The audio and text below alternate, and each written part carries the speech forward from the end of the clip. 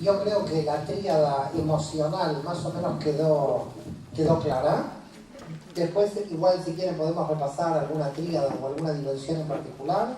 Quiero ir a la tríada superior, que también se llama la tríada intelectual, pero también se puede llamar tríada superior. Algo no dije del árbol de la vida que hay que decirlo, pero con la velocidad llega un momento que ya, claro, no se puede decir todo. Es que lo que es Netzach, Gesed y esta dimensión que está aquí arriba, que la vamos a llamar Jochma, la sabiduría, esta línea la llamamos en Cábala la línea del lado masculino o expansivo. ¿Ok? Estas tres de este lado. Y de este lado las otras tres, Od, Geburá y Binah, las llamamos del lado femenino o del lado restrictivo. ¿Estamos de acuerdo? Quiere decir que tenemos tres masculinas de un lado, en el lado derecho, tres femeninas en el izquierdo, que son las que están recibiendo. Y la línea media o la línea del compartir. En realidad estaríamos en el dar, en el recibir y en el compartir. Me quiero situar en la tríada superior. En la tríada superior nosotros tenemos Jochma, que es la sabiduría, que la sabiduría tiene su arquetipo en Adán, y Binah, que es el entendimiento, algunos cabalistas lo llaman inteligencia, cuyo arquetipo es Javá. Bueno, lo digo en hebreo, pero es Eva. La Binah es la mente racional, el hemisferio izquierdo del cerebro. La Binah es la mente racional. Y la sabiduría es la intuitiva. ¿Ok? Entonces tenemos dos tipos de conocimiento en Cábala. Yo voy a borrar aquí porque todo esto lo voy a tener que agrandar. No sé si alguien quiere sacar alguna foto de esto, ¿no? ¿Lo borro? Ok. Entonces, voy a agrandar porque ahí no me va a entrar todo lo que tenemos que explicar. Y es la tríada más importante del árbol de la vida. Porque, no sé si ustedes recuerdan, cuando vimos hoy a la mañana, cosmogónicamente, cuando el Adam Kadmon entraba, no sé si recuerdan ya, hace 10 horas, no me acuerdo cuándo lo vimos, cuando empezó el seminario, que estaban al altar 72 y 63. Sí. Y eso sería Keter, Jochma y Binah del Adam Kadmon. Y entonces esas, dicen los cabalistas, no fueron dañadas, porque las que habían sido dañadas eran 52 y 45. Quiere decir que para los cabalistas nuestra mente no está dañada. Las que están dañadas son las que están abajo de nuestra mente. Las 7 que están abajo de nuestra mente. Entonces, vamos a hacer aquí una super, bueno, voy a tener que tomar otra, una super gigante tríada, ¿ok?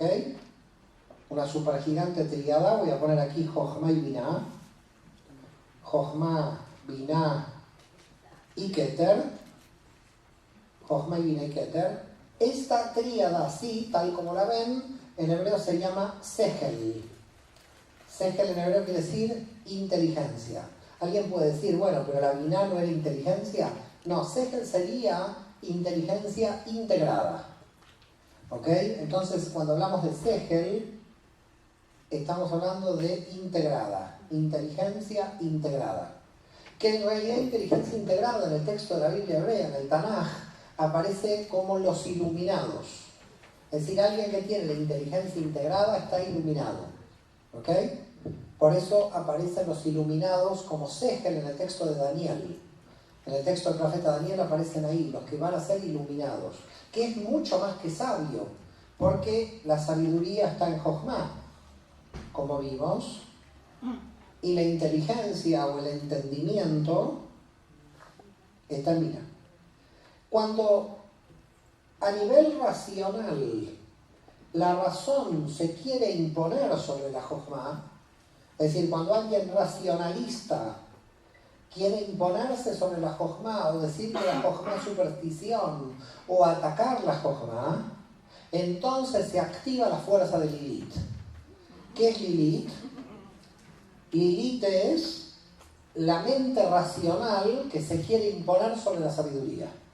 Quiere decir que no entiendan el Lilith en plan femenino, entiendan que si yo soy una persona racionalista, que lo que quiero es imponerme sobre lo intuitivo, Yo estoy produciendo las fuerzas negativas de la Binah, por lo tanto yo estoy produciendo a Lilith. ¿Se entiende el concepto de Lilith en este término? En la tradición judía, no sé si ustedes recuerdan cuál era el problema que tuvo Lilith con Adán, si quieren lo recordamos. Lilith en la tradición no está en el texto de la Torá, pertenece a la tradición oral, fue la primera mujer de Adán y la que quería tener relaciones sexuales arriba de Adán. Eso, en términos simbólicos, es que la razón se imponga a la intuición. Y Adán dijo, yo no quiero a esta mujer, porque esta mujer lo que quiere es imponerse sobre mí. Entonces, estaban hablando en Cábala de que la Binah se sitúe arriba de Jochma. ¿Estamos de acuerdo? Entonces, entender desde el punto de vista simbólico lo que quiere decir Lilith es el racionalista que niega todo conocimiento intuitivo. Conocimiento intuitivo que en la Edad Media se llamaba profecía. Entonces, aquí está la profecía. Por eso dice el Talmud que los sabios reemplazaron a los profetas. ¿Estamos de acuerdo? ¿Se entiende este concepto? Profecía, nebuá, ¿no? Y también sabiduría, jochma. Este sería el ámbito. Pero básicamente ahora lo llamamos conocimiento intuitivo. Cuando la Binah está correcta, es decir, cuando el entendimiento funciona en equilibrio con la sabiduría, entonces están las fuerzas de Eva. Eva sería la correcta situación de racionalidad. Es decir, hay que ser racional, diría la Cábala, pero no imponer la razón sobre la intuición. Por lo tanto, tiene que haber racionalidad, pero la intuición se tiene que mantener. Si la intuición quiere hacer el efecto contrario, es decir, que la intuición se sobreponga sobre la razón, ahí se actúan las fuerzas de Satán. Satán es el lado oscuro de Adán y Lilith es el lado oscuro de Eva. ¿Se entendió cómo funciona? ¿Se queda claro? En Binah, el planeta es Saturno. Por eso a los hijos de Israel, los egipcios lo llamaban los hijos de Saturno, porque descansaban el séptimo día. ¿Ok? Entonces tenemos Saturno, aquí algunos ponen Urano, en Keter algunos ponen Neptuno y Plutón no existía. Tampoco ahora existe como planeta, porque creo que lo sacaron como planeta. Entonces tenemos Saturno, Urano y Neptuno. Lo más importante es Saturno en el contexto de la Binah. Con respecto a los colores, yo dije que iba a explicar los colores del anterior y ya lo borré, que dije los voy a tener en el plan y al final borré los Netzach y Od. Netzach es rosa claro, Netzach es rosa claro, tiene que volver para abajo del árbol al principio, y Od es rosa oscuro. Como pueden ver, están influenciados por el rojo de Geburah. Es decir, el rojo de Geburah influencia sobre Od, que es rosa oscuro, y el rojo de Geburah influencia sobre Netzach, que es rosa claro. Pero Netzach es rosa claro porque tiene el rojo de Geburah, pero tiene más fuerza del blanco del Bet de Gesed. Por lo tanto, al ser más blanco, tiene más expansión Venus que Mercurio. Si nosotros volvemos aquí, vamos a tener que el lado oscuro de Adán es Satán. Satán ya saben que se llama con diferentes nombres. En la tradición judía lo llamamos Samael, o también se llama Azazel, que tiene una gran importancia en el texto de la Torá, porque en el día de Yom Kippur a Azazel se le daba sacrificio. Además se le da un sacrificio antes que a Adonai, no sea que las fuerzas diabólicas se descontrolen. Así que por la duda vamos al diablo, le damos su sacrificio, lo tenemos al diablo tranquilo y después vamos con Dios. No sea que el diablo se ponga como loco. Quiere decir que entonces Satán, Samael o Azazel son los diferentes nombres que tiene Satán. Por favor, entiendan que en la tradición judía, la Cábala, Satán es bueno. Es decir, es un enviado de Dios. Está la serpiente ahí porque la creó Dios. A ver si queda claro. Volvemos con el problema. Dice la tradición de la Cábala que cuando uno cae bajo la estrategia de Satán, Satán llora.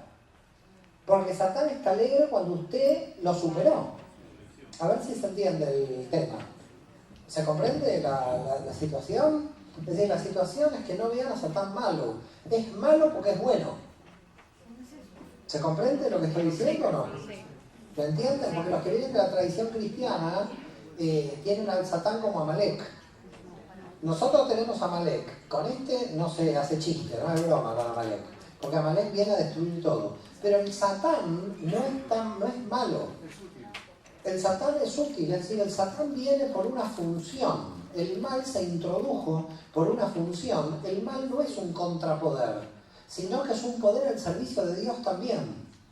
Esto es algo muy difícil de explicar a los que vienen sobre todo de la tradición cristiana, porque lo ven a Satán como un contrapoder. No es un contrapoder, es un enviado de Dios para que haga una función. ¿Se comprende? No el caso de Amalek, que en el caso de Amalek directamente el tipo quiere cortar con Dios. ¿Se entiende? Por eso digo que quizás el Satán que viene más de la teología cristiana estaría más cerca de Amalek para ustedes que para el Satán bueno que tenemos en el judaísmo. ¿Se entiende? En el judaísmo Satán no es malo porque es bueno. ¿Se llega a comprender esto?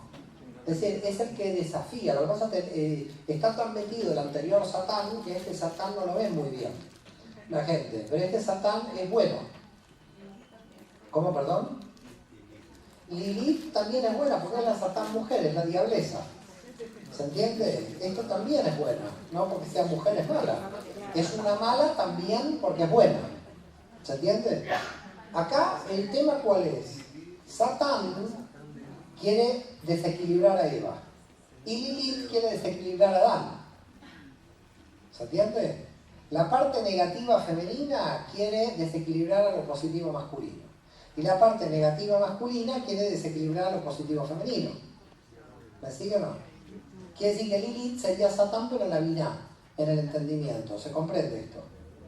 Cuando Eva y Adán copulan, es decir, que ya no tienen parte oscura, entonces se crea su hijito, Dat. Dat, que es lo que nosotros llamamos en Cábala conocimiento. Fíjense algo muy interesante, que tiene que ver con el concepto de conocimiento. Voy a borrar aquí porque igual sigo por aquí. Que tiene que ver con el concepto de conocimiento, porque el concepto de conocimiento en Cábala es muy importante. Y ahora verán por qué motivo. Nosotros decimos que cuando tenemos conocimiento tenemos Dat. Lo voy a poner en hebreo. Dalet, Ain, Taf. Dalet, Ain, Taf. Esto sería Dat. ¿Ok? Pero miren si nosotros ponemos Dat. ¿Qué es Dat en hebreo? Religión. Quiere decir que hay una sola letra que divide conocimiento y religión, que es la Ain. Y la Ain es el ojo. Por lo tanto, si yo veo con mi propio ojo, dejé de ser religioso. Soy gnóstico, soy Daatán, conocedor. Entonces hay gente que es Dati, religiosa, bien. Y hay gente que es Daatán, que es conocedor o gnóstico. Y el gnóstico lo que quiere es a la religión agregarle su propio ojo personal. Porque lo que quiere es conocer. ¿Se entiende la diferencia? Entonces el religioso de ti está ligado a la liturgia, está ligado a la religión, muy bien. Ahora se pueden ser las dos cosas. Se puede ser religioso y se puede ser gnóstico. Es decir, una cosa no quita la otra, ¿se entiende? Este es un religioso más de la mecánica, de todos los días, y este es el que quiere estudiar, y el que quiere crecer, porque lo que quiere es cumplir con lo que dice Proverbios 14:14. ¿Qué dice Proverbios 14:14? El que busca a Dios lo entenderá todo. No dice el que cree, dice el que busca.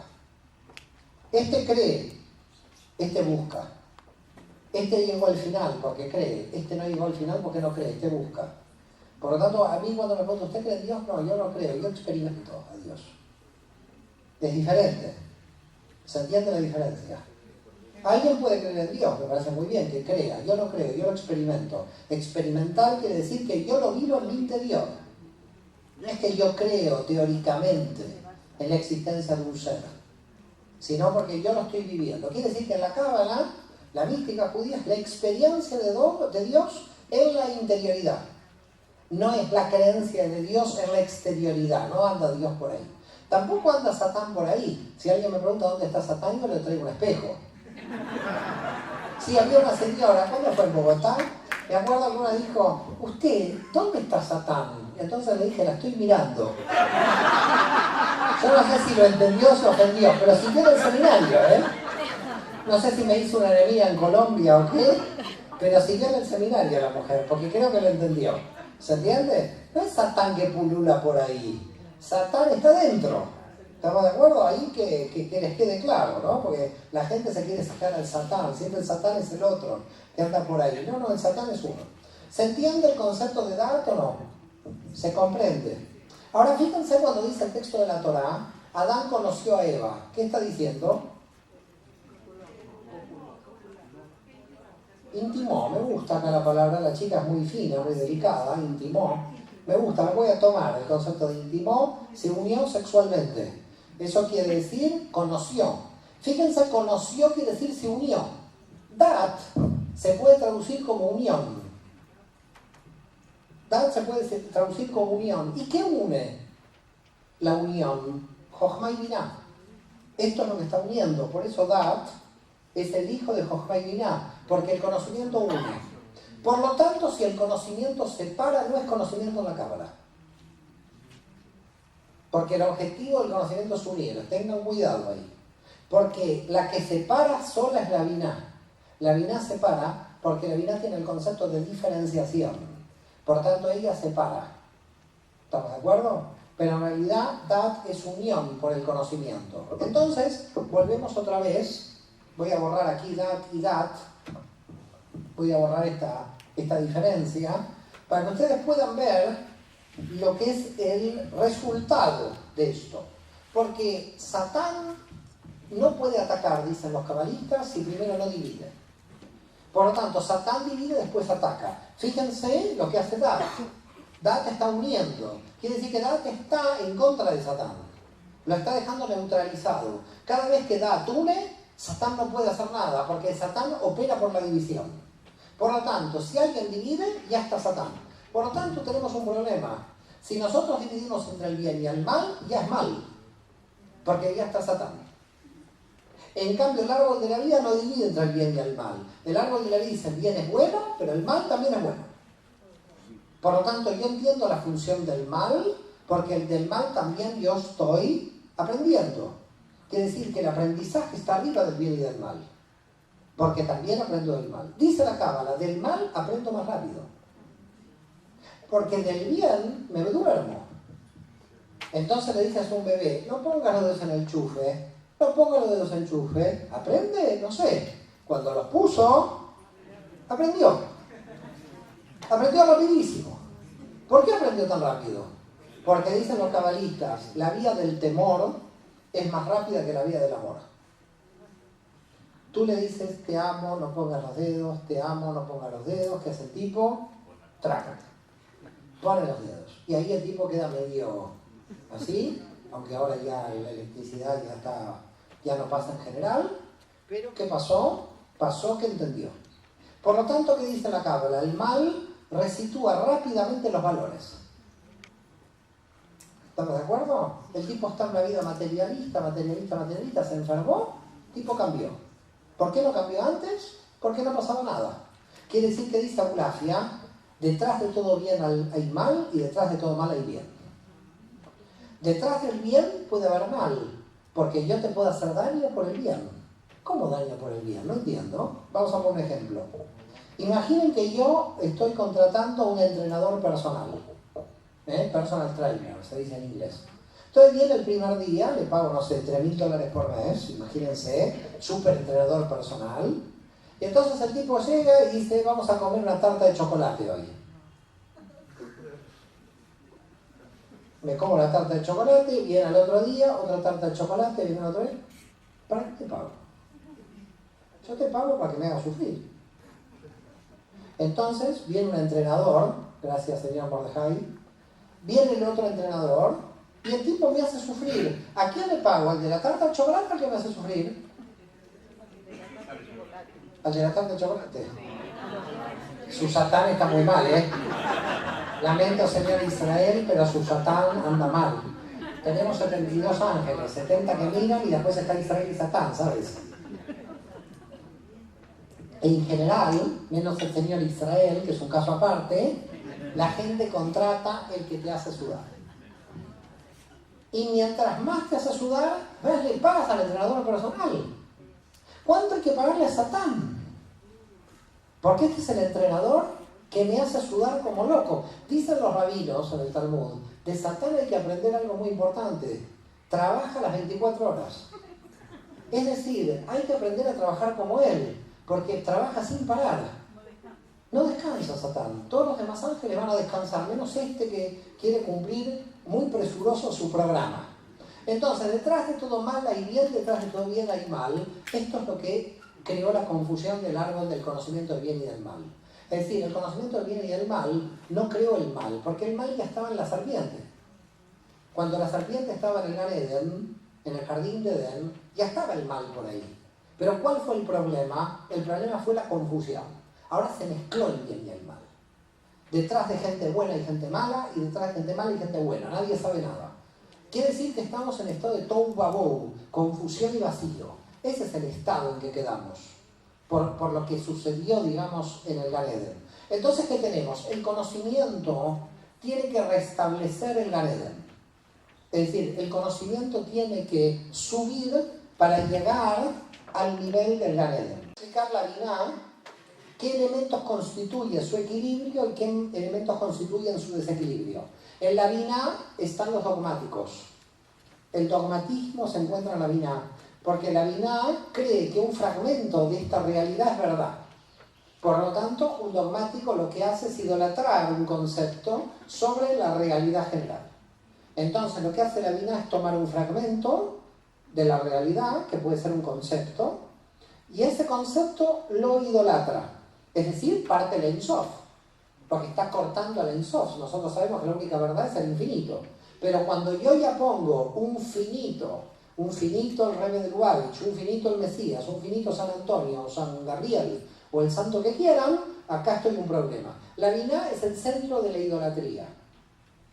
Por eso en la Binah, el nombre que corresponde a la Binah en Atzilut es Elohim. Es el nombre plural, porque es la pluralidad de fuerzas.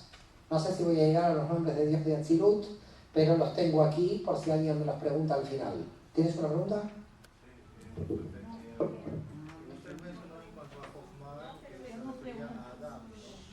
Jochma es Adam en el arquetipo, sí. Usted lo mencionó como intuición. Sí. ¿Sería sabiduría o intuición? Jochma es la sabiduría y la sabiduría es intuitiva. Es lo mismo, ambas.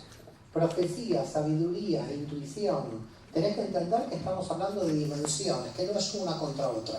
Hay varias características en una dimensión. Por ejemplo, las características de Binah, que es la gente inteligente, no es solamente inteligencia.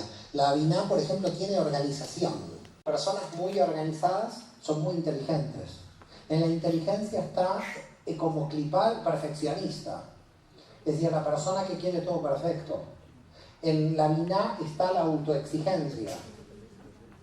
La autoexigencia está en la Binah, la organización. Es decir, cada dimensión no tiene un solo concepto, tiene muchos conceptos. Porque una dimensión abarca muchos aspectos.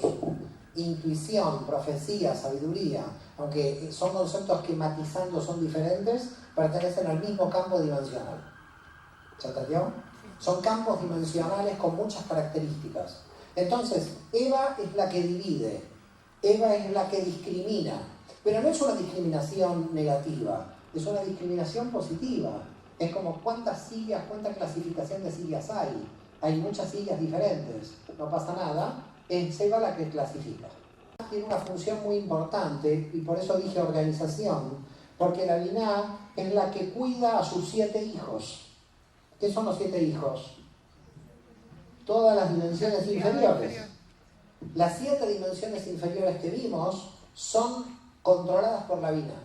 Por lo tanto, hay una diferencia entre la Binah y la Jochma. La Binah controla el saber. La Jochma sabe. Son dos conceptos. La Binah quiere controlar el saber. Por lo tanto, en la Binah, nosotros desde el punto de vista de la Kabbalah decimos que es la dimensión de las respuestas. Acá estamos desesperados por las respuestas. La Binah son las respuestas. En cambio, la Jochma son las preguntas. Una persona, mientras más pregunta, más aumenta el nivel de sabiduría. Por lo tanto, hay que preguntar, permanentemente hay que preguntar, porque la persona aumenta la sabiduría. Ahora, ¿cómo se entra la sabiduría desde la inteligencia? El inteligente tiene un problema porque puede ser soberbio de su propia inteligencia. Es decir, la Lilith del inteligente la puede encontrar en cualquier universidad. Porque es la soberbia del control. Esto es muy occidental. El control del saber, pero no es el saber. Queda clara la diferencia. Yo sé cuál es la respuesta, eso es la Bina. En cambio, en la Jochma tengo las preguntas. Y las preguntas las tengo que sostener. De la Bina a la Jochma tengo que ser humilde, cumpliendo lo que dice Génesis, soy polvo y cenizas. Yo no sé si ustedes saben lo que sucedía en Judea en el siglo I, en la época de Jesús, cuando un judío se encontraba con otro y el otro era soberbio. No sé si conocen la tradición. En el siglo I uno iba caminando por ahí y entonces se encontraba con uno que se hacía el soberbio.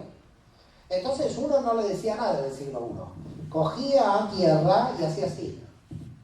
Nos vamos los dos. De ahí que la iglesia sacó el miércoles de ceniza. El miércoles de ceniza es una tradición judía del siglo I, de la época de Jesús, donde nosotros juntábamos la ceniza para que cuando nos encontrábamos con un soberbio le hacíamos así. Los dos nos vamos a la tierra. ¿Se entiende? Como diciendo, no te hagas acá aquí el chulo, como decimos en España, porque vos también venís también te hundís en el fango, como yo. Entonces, en Jochma hay que tener humildad que no es una virtud moral para la Cábala, es estructural. Dice Aryeh Kaplan, el gran cabalista americano, para nulificar el ego, es decir, para controlar el ego, hay que mirar las dimensiones del espacio. Si tú te pones mirando una noche las estrellas y dices, ¿qué soy? Soy polvo y cenizas, frente a ese universo gigantesco. Por lo tanto, aquí el arquetipo no es el sabio, sino el Talmid Jajam. ¿Y qué quiere decir Talmid Jajam? Talmid quiere decir aprendiz de sabio. Nunca en el judaísmo ni en la Cábala hay alguien sabio. Porque si alguien es sabio es producto terminado. Ya no va a querer seguir estudiando más, no va a querer crecer más. Quiere decir que en realidad siempre un sabio se le tiene que llamar Talmid Jajam, aprendiz de sabio. Porque siempre es aprendiz. Porque el sabio es Dios. Con lo cual yo no me puedo comparar con Dios. ¿Cómo voy a ser sabio? ¿Qué nivel de sabiduría voy a tener yo frente al infinito? Por lo tanto, recuerden algo muy importante. Aprendiz. Aprendiz de sabio, Talmid Jajam, así dice la tradición judía, Talmidai Jajamim, no dice Jajamim, no dice sabios, para recordarles a los sabios que les sigue faltando para ser sabios y que nunca van a llegar a alcanzar la sabiduría total, porque esa le pertenece al infinito. Por lo tanto, si yo entro en Jochma no puedo ser soberbio, porque no me queda forma. Mi clipá ya no es la soberbia intelectual que tiene el inteligente. Pero ¿cuál entonces puede ser la clipá que aparezca en Jochma? La desesperación por la luz. La clipá del sabio es querer tener más luz de la que se merece y por lo tanto que se vuelva loco, la locura. La locura es la clipá de la Jochma, porque como está tan alto en la luz, quiere más luz y no se pone límite. Y si no se pone límite se puede volver loco. Con lo cual, ¿cuál es la forma de frenar la locura? Es tener biná, porque tenemos organización. Entonces en la Cábala hay dos tipos de locura.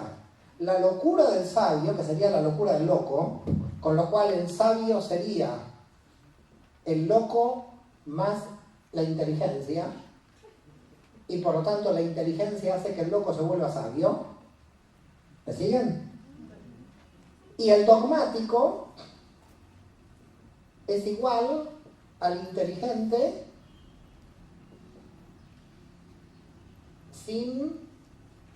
menos la sabiduría. Es decir, un dogmático es inteligente sin Jochma. Y un loco es Jochma sin mira. ¿Se entiende esto? ¿No se entiende? Explicamos otra vez. Si uno está en la sabiduría, el problema del sabio es que quiere subir más a la luz. Por lo tanto, quiere más luz, lo cual es natural para el alma querer más luz. Si sube a la luz, perdiendo la cordura, se vuelve loco. Si se queda en la cordura sin subir a la luz, se vuelve dogmático. Y el dogmático es lo que en la Cábala llama la locura de la cordura. Porque está tan cuerdo que está loco. Tenemos en Cábala dos clases de locura. La locura de la cordura y la locura de la locura. La locura de la locura es cuando la sabiduría no tiene inteligencia. La locura de la cordura es cuando el cuerdo no tiene sabiduría. Porque cuando el cuerdo no tiene sabiduría se vuelve dogmático. Los dogmáticos son muy inteligentes. Porque los dogmáticos son los ólogos. Recuerden que la Bina es el logos. Y la Jochma es Sofía. En griego. Acá están los ideólogos. Acá están los teólogos. Todos los que quieren controlar el verbo. Por lo tanto, los dogmáticos tienen que crear una estructura de teología para que crear una identidad de seguridad que les permita que nada les venga a vestir abajo. Son como los fariseos del sistema, los que tienen que cuidar la teología o los que tienen que cuidar la ideología. Y el sabio se salta el logos, porque en realidad el logos ya sabe el sabio que es un sistema de seguridad. Entonces el sabio no entiende el dogmático, porque el dogmático en realidad es un idólatra. Porque al establecer un dogma está estableciendo una idolatría sobre el dogma. No sé si me van siguiendo. Todo dogmático es un idólatra. Y por lo tanto todo un fundamentalista religioso, aunque se diga monoteísta, es idólatra. Es un fragmento de la realidad. Entonces en realidad es curioso que en el fundamentalismo religioso un dogmático no sea monoteísta, porque en realidad está subiendo un dogma que es un fragmento de la realidad al nivel de la Ein Sof, y eso no lo puede hacer. El sabio se da cuenta de eso. Por eso el sabio en realidad supera a la inteligencia, porque en realidad el inteligente no tiene herramientas para luchar contra la sabiduría, simplemente porque la sabiduría no lucha contra nada.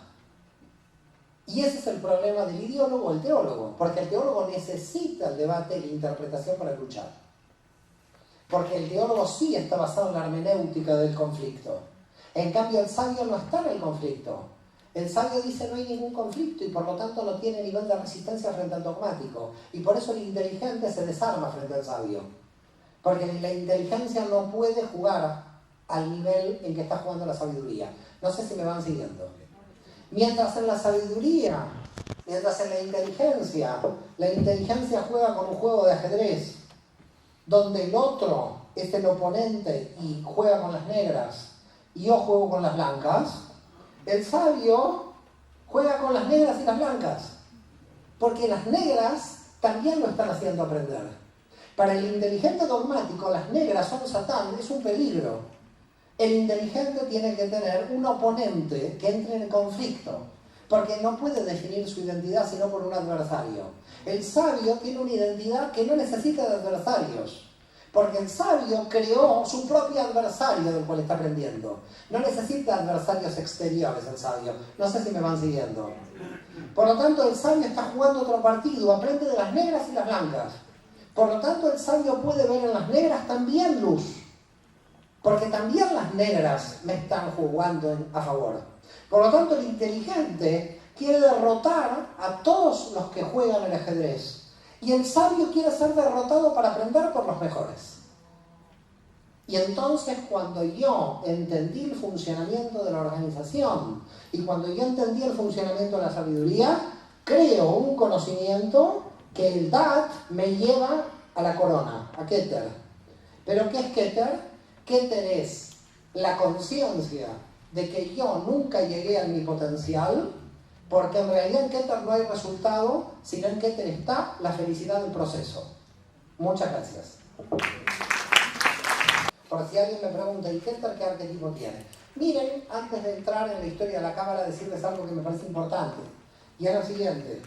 ¿Recuerdan todos los desequilibrados que teníamos aquí abajo? ¿No? David, Yosef, Aarón, Moisés, Jacob, Isaac y Abraham. Todos estos arquetipos son nacionales, pertenecen al pueblo judío, pero fíjense que acá tenemos a Adán y Eva. ¿Esto qué quiere decir? que a partir de aquí, en la inteligencia, somos todos iguales sin diferencias nacionales. Pero ¿dónde aparecen las diferencias nacionales o religiosas? Cuando aparecen las emociones. Por eso las emociones dominan el sistema fragmentario. Es decir, hasta las emociones tenemos arquetipos nacionales. Pero después de las emociones en la inteligencia tenemos arquetipos universales. Eso es interesante para demostrarles que la Cábala lo que está diciendo es que cuando uno se fragmenta en un grupo político, religioso, nacional, es emocional, no es intelectual. ¿Y hay colores? Ah, los colores. Menos mal que pregunta la señora, porque yo cumpliendo tanto a rajatabla del programa me olvido de temas. Sí, hay colores. En Binah, Jochma, Keter, después veremos, pero Binah y Jochma. En Binah, los cabalistas establecen dos análisis posibles. El color de la Binah tradicional puede ser lo que se llama en el texto del Shema Israel Petil Tehelet. Es decir, lo que era un celeste del molusco que se sacaba del Mediterráneo y que se hacía un fleco, de los 8 flecos, un fleco, porque era el color de la Merkabá, azul zafiro. De ahí viene el nombre Sefirá, del zafiro, porque zafiro es la única piedra que puede tener todos los colores. Usted puede tener zafiro azul, zafiro negro, zafiro rojo, zafiro amarillo. Por eso se llama Sefirá. Dimensión viene de la palabra zafiro, que sepan. Sefirá. Entonces, en Binah tenemos el Petil Tehelet, que es el azul zafiro de la Merkabá, del carro de fuego de Ezequiel, porque nosotros sabemos que el dios de la Merkabá era azul. ¿Ustedes sabían eso? Era como Shiva, no la de esta serie, la Shiva de la India. ¿Se entiende? ¿Vieron que es azul? Bueno, que sepan que el dios de la Merkabá de Israel es azul. Está descrito en el primer capítulo de Ezequiel. Así que no tiene sangre roja, tiene sangre azul. De ahí que la monarquía dice que es de sangre azul, porque desciende de los dioses. Por eso los monarcas dicen somos de sangre azul, porque los dioses eran azules. Por eso provienen de la sangre azul. Bueno, no nos metamos por ahí, ya usted señora, ya, usted qué quiere, física cuántica, lingüística, ya la señora aquí cree que, bueno, yo soy un simple profesor de cámara, entienda. Entonces, a lo que voy es que el color de la Binah es el azul o el púrpura, que es una especie de violeta. Aquí el color también sería lila. Si ustedes van a Google y ponen el ángel Metatron, verán que Metatron está de lila. Está de lila porque es el color de la Binah de la Merkabá. Y por eso la tradición cristiana, que era muy esotérica, mística, cuando nació el cristianismo, porque nació del judaísmo, le pone el manto de la Virgen también azul. Porque el manto de la Virgen pertenece al color azul de la Merkabá. Pocos católicos saben eso. ¿No vieron el manto de la Virgen que es azul? Sí. Bueno, que sepan los que lo vieron que ese es el azul de la Merkabá y es el azul de Eva. Por eso para la tradición católica María la Virgen va a terminar con el pecado de Eva, que por Eva no pecó para la tradición judía, claro. Entonces, ¿qué tenemos aquí? Ese es un posible color, el lila violeta o el azul zafiro. Pero también algunos cabalistas dicen que en la Binah están todos los colores. Solamente que todos los colores se quieren imponer unos a los otros en la Binah. Porque recuerden que en la Binah cada uno tiene su dogma y cada uno tiene su idea.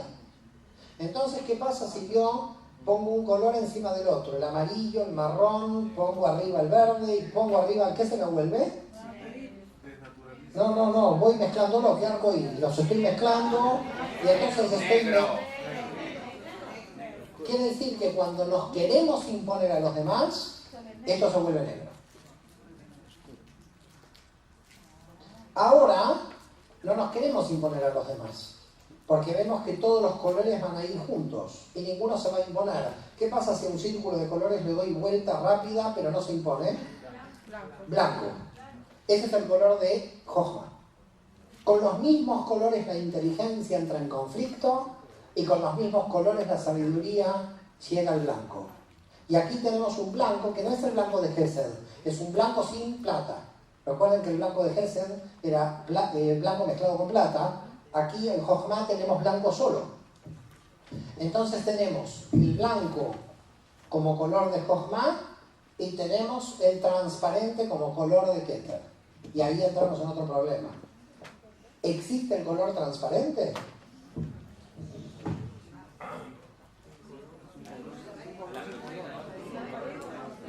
Miren el debate,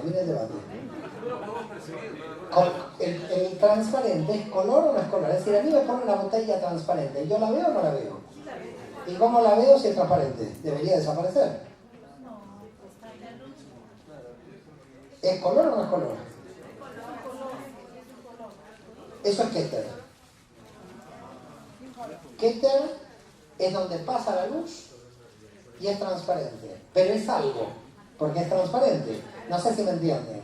Esto llevó a los cabalistas a un conflicto largo en la Edad Media con respecto a Keter. Muchos dijeron, Keter no existe, Keter transparente, Keter es no color. Por ahí viene el infinito directo. Y otros dijeron, no, Keter existe. Tiene que haber un transparente que frene la luz algo para que se pueda ver algo de luz después en Jochma. Si no, no se puede ver. Entonces, en realidad, estamos ante un problema de lo que es el transparente. Pero Keter es transparente. En las meditaciones de Abulafia de la Cábala, ¿qué hace Abulafia? Toma el sagrado nombre de Dios, el tetragramatón, y lo pinta del color que quiere invocar la energía de cada dimensión. Por lo tanto, si Abraham Abulafia quería invocar el amor, ¿qué hacía? Ponía el tetragramatón en verde. Si quería Abraham Abulafia invocar la materia, ponía el tetragramatón en azul. ¿Quién dijo no? Si Abraham Abulafia quería imponer la inteligencia, les digo algo. Esto ya cuesta dinero, si no. ¿Me acuerdo? Ya, lamento. Abraham Abulafia tiene un mantra para atraer mujeres. Yo lo tengo en mi despacho. A nadie. Bueno, acá sí, por eso dije, acá empieza aquí la... Para hombres.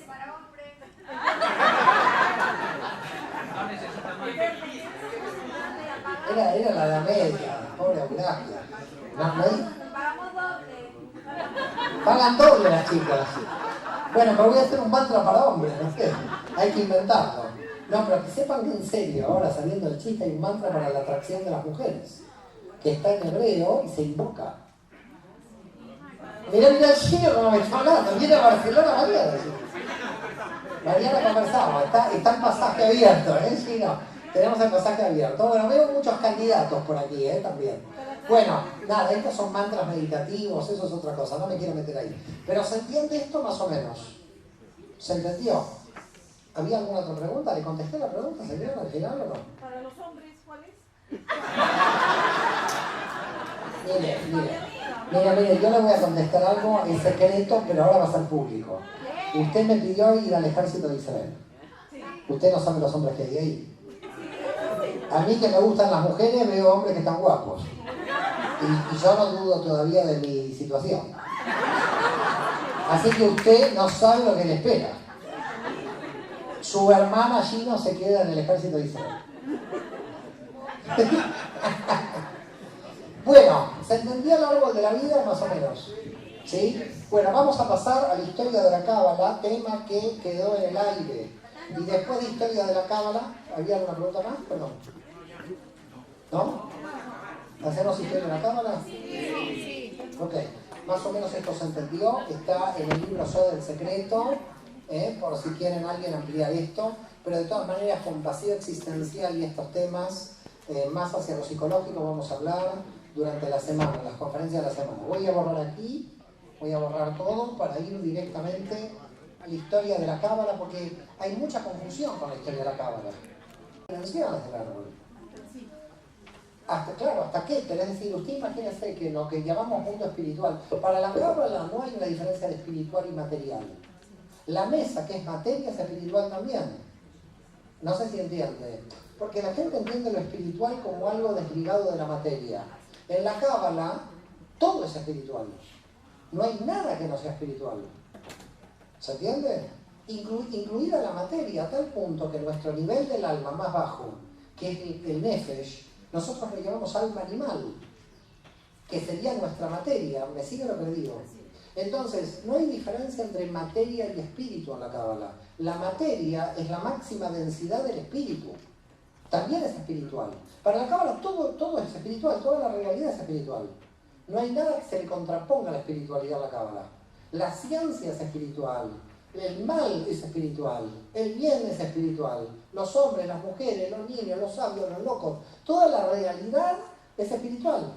Y la materia también dentro. Se entiende que no hay diferencias entre espiritualidad y algo que no lo es. No sé si me sigue. No hay nada que no se entienda como espiritual. Pero está bien que haga la pregunta, porque parecía espiritual en contraposición a algo. Si ponemos espiritual en contraposición a algo, estamos en Biná, otra vez en la división. Si yo digo espiritual y material, no, en la Cábala usted habla de dinero, es espiritual. Pero hay un problema de confusión por quizás la herencia católica. El problema de la herencia católica en general es que negó la materia y el sexo como no espirituales. En el mundo judío, las dos son importantes, porque pertenecen a dimensiones espirituales. ¿Se entiende? Usted hace sexo con conexión espiritual y es espiritual. Usted da dinero a los pobres y es espiritual. Intrínsecamente ni el sexo ni el dinero son contra la espiritualidad. ¿Se comprende esto? Porque quizás por la tradición católica que han heredado, ustedes entiendan que lo sexual o lo material son cosas que están aparte. No es así. Porque si son cosas que están aparte, quiere decir que Dios no está ahí. ¿Me siguen? Y Dios está en todos lados. Usted tiene que entender que las dos dimensiones más bajas del árbol de la vida, que son Malhut y Yesod. Malhut es la materia. Y en Yesod, además del ego y las relaciones, estaba la cuestión sexual. El sexo y la materia no son malos en la Cábala, de acuerdo a cómo se utilicen. Acá en la Cábala el problema de bien y mal no es de algo, un instrumento, es cómo lo utilice. Internet, ¿qué es bueno o malo? No sé, depende de cómo se utilice. El ajedrez es bueno o malo, si usted juega bien, bien, pero si se lo tira por la cabeza al otro es malo. Entonces, el problema es este rotulador, ¿es bueno o malo? Para escribir es bueno, si se lo tiro al tipo de acá al lado también es malo. Es decir, a ver si se entiende el problema. Ni nada en sí mismo es malo ni bueno, es de acuerdo a cómo yo opero con el objeto. ¿Se comprende lo que estamos diciendo? Entonces entiendan que lo más bajo de la realidad se puede hacer lo más alto de la realidad. ¿Estamos de acuerdo? No, pero está bien lo que ella dijo, porque en verdad era una pregunta que tenía del almuerzo, de la comida, y no la habíamos hablado. Y la promesa también del viaje de ida solamente, ¿no? ¿Cuál es el viaje de ida? A Israel. Ah, de llevarla a Israel y que no vuelva. El cheque va a ser más alto, si me tengo que llevar ya el ejército. Pero la señora quiere ser del Mossad, me dijo, del espionaje. Pero para el espionaje hay que ser discreto. ¿Usted es discreta? Sí. Bien, ya está. Entra en el Mossad seguro esta mujer. Las dimensiones son... Por favor, escúcheme. ¿Cómo, perdón? No va a acabar si seguimos interrumpiendo y no va a acabar todos los temas. Yo les explicaría, si queda alguna pregunta cuando termine todo el seminario. Si no, no va a acabar el seminario. Por favor, les pido. Gracias. Bueno, a ver, lo que voy a tratar de hacer es explicar la historia que no expliqué. Lo voy a tratar también de sintetizar, porque hay tanto material que podemos estar aquí mucho. Voy a tratar de dividir la historia de la Cábala. La Cábala más o menos empieza en el -2 o -1 antes de Jesús, antes de Cristo. Hay información de temas místicos entre los esenios del Mar Muerto en Qumran. Y por lo tanto, estaríamos hablando de Israel, y para la tradición en Galilea se desarrolla en el siglo II con Shimon Bar Yochai. ¿Ok? El sabio de la Cábala en la cueva de Merón en Galilea. Y esto estamos hablando del siglo II. ¿Por qué establecemos el nacimiento de la Cábala sobre el siglo II a.C.? Porque en realidad la Cábala trabaja dos secretos del texto bíblico: el Maaseh Bereishit y el Maaseh Merkabah. El Maaseh Bereishit es lo que vimos toda la mañana de hoy, el nacimiento del universo. El Maaseh Merkabah no lo hemos visto ni lo vamos a ver, porque es un secreto que es más difícil de entender. El Maaseh Merkabah. ¿Ok? Entonces, es el misterio del carro de fuego. Estos son los dos secretos. El secreto de Maaseh Bereishit aparece en el capítulo 1 de Génesis. y el secreto del Masé Merkabah en el capítulo 1 del texto del profeta Ezequiel y en el capítulo 6 del texto del profeta Isaías, que los dos describen en la Merkabah. ¿Ok? Tanto Isaías como Ezequiel describen el mismo carro de fuego, que es ese dios azul que estábamos viendo antes. Eso es Masé Merkabah, esto es Masé Bereshit. ¿Cuándo se cierra el texto bíblico? Para a partir de ahí que existan círculos místicos que puedan estudiar estos dos secretos. En el 515 a.C. con Esdras, o Esdra el escriba. ¿Ok? 515 a.C., Esdras cierra el texto de lo que ustedes conocen el Antiguo Testamento. Solamente van a quedar dos libros fuera del texto del Antiguo Testamento, que es el libro de Esther, porque todavía Purim no existía, desde el año 380 a.C., y el Cantar de los Cantares, que los rabinos lo veían medio pornográfico, entonces estaban debatiendo si lo metían o no lo metían en el canon. Al final, como se metió Rabbi Akiva en el siglo II, dijo, ese es el amor del pueblo de Israel por Dios. Y como el cristianismo lo heredó, no sabía qué hacer con ese libro, dijo la Iglesia y Cristo, para tratar de también salvar las patatas calientes del fuego. Pero queda claro que es erótico ese libro, y que no tiene que ver ni Israel ni Dios, ni tiene que ver la Iglesia y Cristo. Pero Esdras cerró el canon en el 515, y entonces ahí apareció el Bereshit y Merkabah. Quiere decir que a partir del -2, calculamos que hay círculos místicos estudiando esos textos. A tal punto, mañana lo vamos a ver cuando hablemos del judaísmo de Jesús, pero lo voy a decir ahora porque si hay gente que no viene mañana, que en los textos de los evangelios apócrifos, Jesús aparece como un niño que sabe la grafía de las letras de la Torá. Es decir, que cuando alguien interpreta la grafía de las letras de la Torá es que es cabalista. Es un místico judío que está analizando los símbolos de las letras hebreas a nivel de la Kabbalah, que es lo que hacen después los cabalistas. Entonces, ¿qué tenemos aquí? Todo esto entra dentro de la tradición oral. Quiere decir que estos escritos empezaban a circular en la tradición oral y en realidad desde el 2 hasta el siglo X es como que todos los escritos fueron secretos en todas las comunidades judías entre los sabios de las comunidades, pero que no se publicaba un texto o que aparentemente el manuscrito era guardado en secreto de un grupo a otro. Todo esto era un conocimiento secreto que pasaba de un grupo a otro. Hasta que en realidad el primer movimiento de escritura, porque se estaba llenando de información, la gente no podía retener tanta información en la mente, de tener tanta cantidad de información, había que empezar a escribir, porque la fuerza de la cábala era la tradición oral, pero ¿cuánto se le podía explicar a un discípulo? Llegó un momento que el discípulo tampoco lo podía recordar, así que el discípulo también escribía. ¿Cuándo empiezan a aparecer los primeros escritos? Aparecen en el sur de Francia, en la ciudad de Lunel. Si tienen la oportunidad de ir a Francia, les digo que pasen por Lunel, porque ahí van a ver el primer centro de la cábala del siglo XI. Es del año 1040 y todavía el barrio judío está intacto, el Lunel. Lunel es una pequeña ciudad al lado de una ciudad que hoy se conoce como Narbona.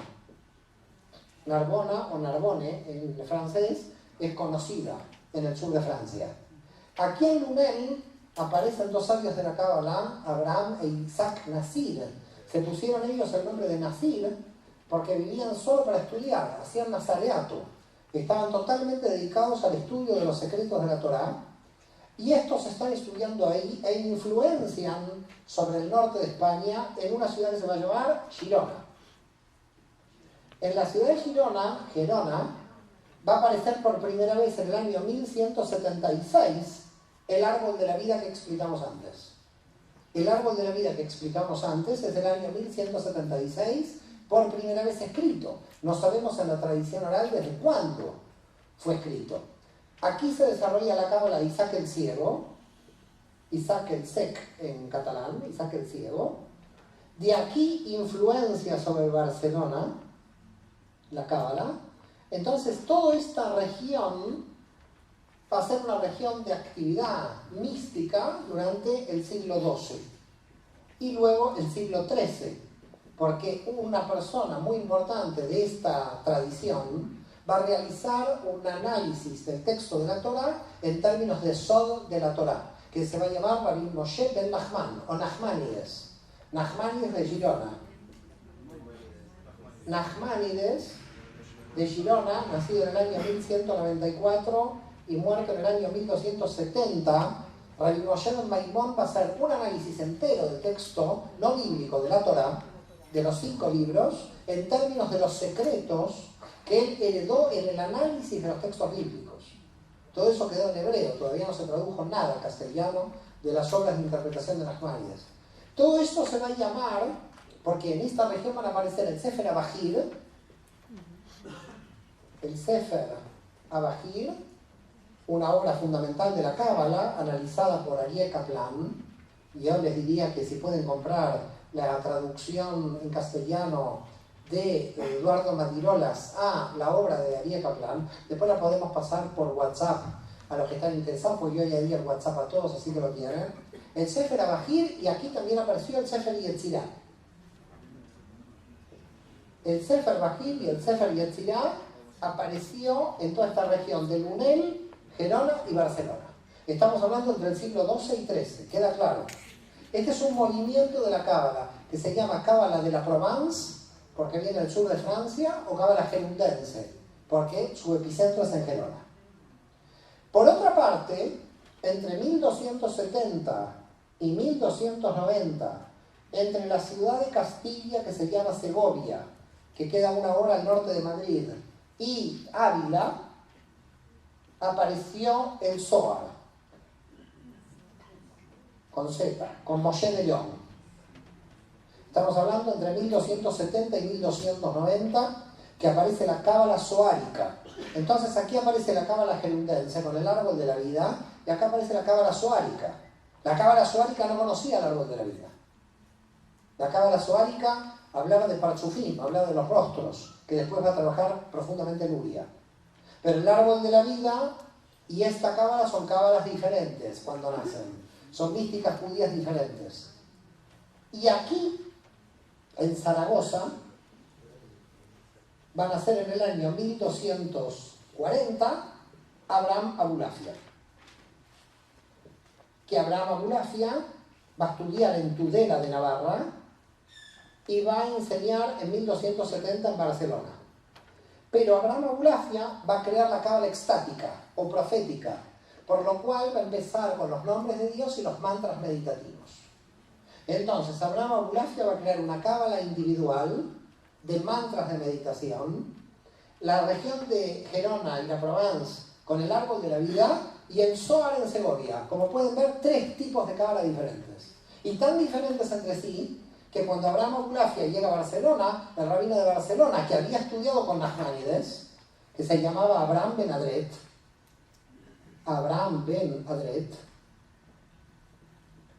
que había estudiado con Nachmanides y fue rabino de Barcelona a fines del siglo XIII, Abraham ben Adret, que estudia cábala con Nachmanides, lo declara loco a Abraham Abulafia, porque no entiende la cábala de Abulafia.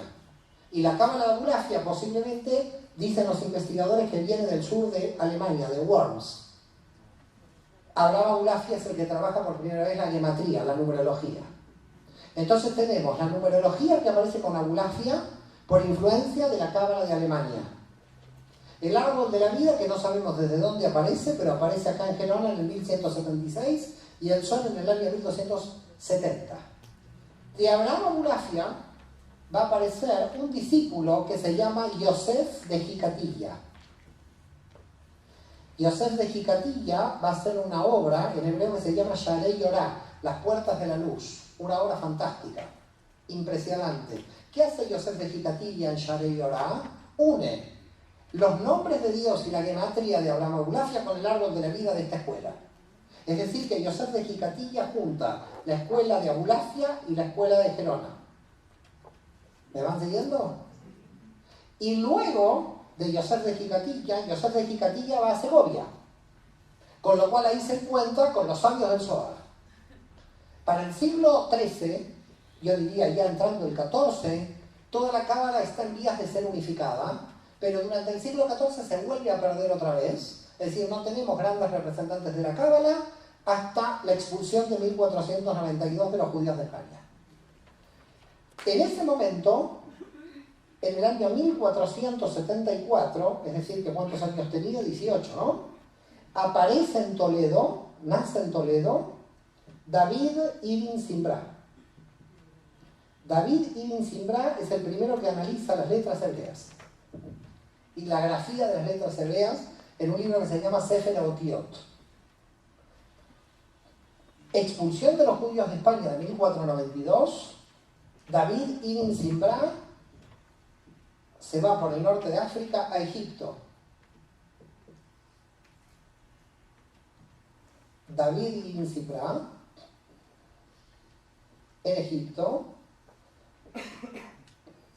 que va a nacer en Toledo en 1474, va a morir en 1576 con 102 años.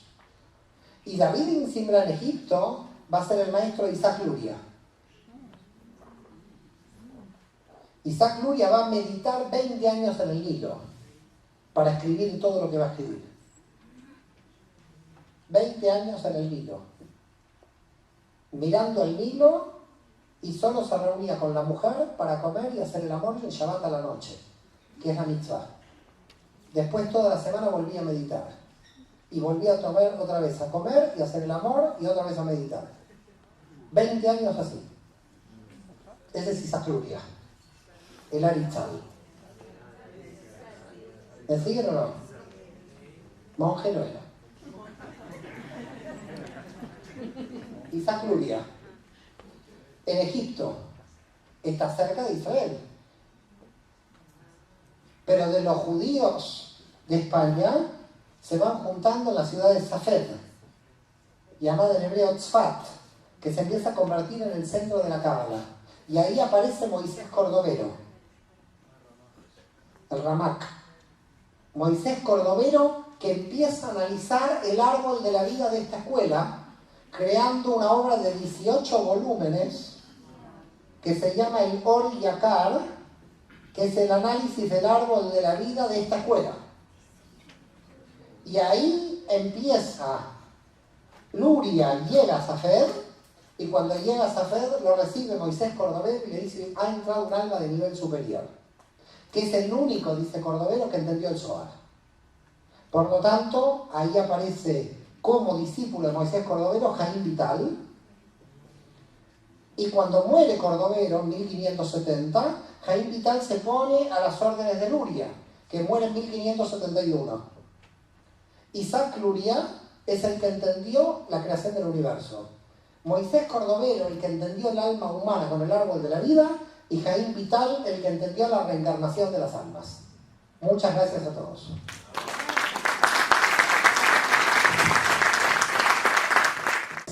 Voy quedando con menos dedos, menos fuerza, menos voz. No sé qué va a llegar de mí a Buenos Aires, la verdad.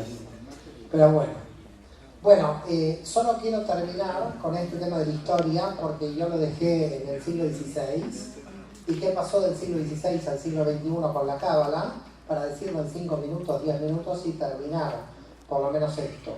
Es decir, la máxima Cábala se alcanza en Safed. La Cábala se expandió mucho porque gran parte de la liturgia judía se impregnó de la Cábala. El Lejado Di es una obra de la Cábala cuando se lee en el Shabbat, en el texto, digamos, hebreo, y hay un montón de temas de Cábala metidas en la liturgia de Yom Kippur. Está lleno, es decir, los cabalistas realmente en el siglo XVI influyeron terriblemente sobre toda la liturgia.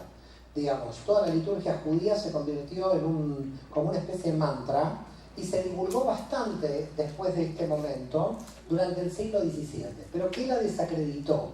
Porque hubo un movimiento que la desacreditó. ¿Puedo borrar aquí toda esta parte? Creo que... El problema que hubo apareció con otro Mesías. Si ya no teníamos Mesías, tenemos otro más. En el año 1666, miren qué año además. Qué miedo, la gente dirá. Apareció un Mesías que se llama Sabbatai Tzvi. Sabbatai Tzvi, un Mesías que se declaró Mesías en la ciudad de Esmirna, de donde viene mi familia. Así que no sé si soy descendiente o pariente de Tzvi. Eso es lo único que sospecho. Y entonces Sabbatai Tzvi fue declarado Mesías por Natán de Gaza. Y entonces todo el mundo judío lo empezó a seguir a Sabbatai Tzvi como el Mesías en serio. ¿Estamos de acuerdo? Un Mesías impresionante, un Mesías que cuando entró en la sinagoga de Esmirna dijo que las mujeres se tenían que liberar de los hombres. Bueno, fue para el siglo XVII, fue una locura. Pero el sultán de Turquía tomó cartas en el asunto y dijo, ¿y este Mesías qué pasa? ¿Me quiere sacar el poder a mí? Entonces el sultán le dijo, mire, o usted se convierte al Islam o le corto la cabeza. Y este Mesías no fue como Jesús que se crucificó, sino que este dijo, me convierto al Islam. Se convirtió al Islam. ¿Estamos de acuerdo? No todos Mesías son mártires, al final. Este Mesías. Además, este Mesías tenía gustos raros. Bueno, raros no, en realidad pueden ser normales. No quiero criticar los gustos de cada Mesías. Pero este Mesías pidió una rubia de 18 años, una judía de Polonia, porque dijo que él necesitaba una virgen de Polonia para poder contraer matrimonio. Un Mesías muy sui generis. La verdad es interesante este Mesías, que lo puedan estudiar porque realmente de película. Algún día van a hacer una película de Sabbatai Tzvi en Hollywood y van a ganar unos millones. Se convirtió al Islam, pero muchos judíos que siguieron a Sabbatai Tzvi. Y entonces hoy hay 20.000 sabbateístas en Turquía. Gente que dice que va a volver Sabbatai Tzvi. Todo el mundo espera que vuelva alguien, no sé si se dieron cuenta, ¿no? Y entonces Sabbatai Tzvi murió, claro. Y las obras de Natán de Gaza para declarar a Sabbatai Tzvi Mesías eran de Cábala. Por lo tanto, los rabinos se dieron cuenta que la cábala podía ser peligrosa. ¿Por qué podía ser peligrosa? Porque todo este movimiento mesiánico nació a partir de los estudios de cábala que hizo Natán de Gaza. Y después Natán de Gaza hizo una obra de cábala para justificar la conversión al Islam de Sabbatai Tzvi. Bueno, el grupo se marginó, se automarginó totalmente, terminó muy dividido, etc. Y la cábala quedó desprestigiada y los rabinos dijeron, no se estudia cábala. Se cerró bajo 7 llaves. Es decir, que desde Isaac Luria, Cordovero y Jaime Vital, que se expandió la cábala hacia la liturgia hebrea, después de este movimiento del fin del siglo XVII, dijeron, acá hay un problema, mejor vamos a volver con la cábala para atrás y la vamos a mantener oculta. Para que ustedes vean que en un momento la cábala se iba a abrir, pero después de este hecho, la cábala se volvió a cerrar. Hasta que apareció el que se llama el Baal Shem Tov. El Baal Shem Tov nació en 1698 y murió en 1760. Apareció en la región del oeste de Ucrania, la Podolia, y toda la región que linda con Polonia. Baal Shem Tov creó lo que se llama el movimiento hasídico, el hasidismo, que empezó a explicar la cábala al pueblo contra lo que querían los rabinos después del movimiento de Sabbatai Tzvi. Es decir, la gente creía que el movimiento del hasidismo iba a seguir con los pasos de Sabbatai Tzvi y que se iba a declarar un Mesías. Pero el Baal Shem Tov fue muy inteligente y dijo, no hay Mesías. Está en cada alma de nosotros la chispa del Mesías. Y ahí entonces el hasidismo creó la idea de la chispa del Mesías.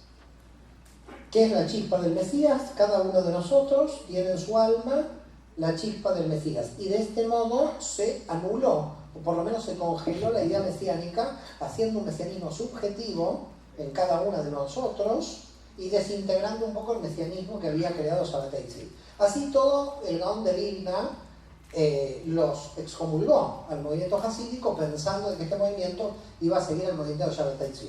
Quiere decir que en la historia judía los que quedaron estudiando cábala son las dinastías hasídicas, que son como 14 dinastías diferentes de rabinos, estudiando cábala en secreto, después por supuesto estudiar la Torá, el Talmud, etc. Ahí salió la idea de que primero hay que estudiar 20 años la Torá, 20 años el Talmud y al final la cábala. Porque lo que querían era que no se vuelva a repetir lo de Sabbatai Tzvi. Así las cosas, el movimiento hasídico creció solamente en la ortodoxia, digamos en la ortodoxia.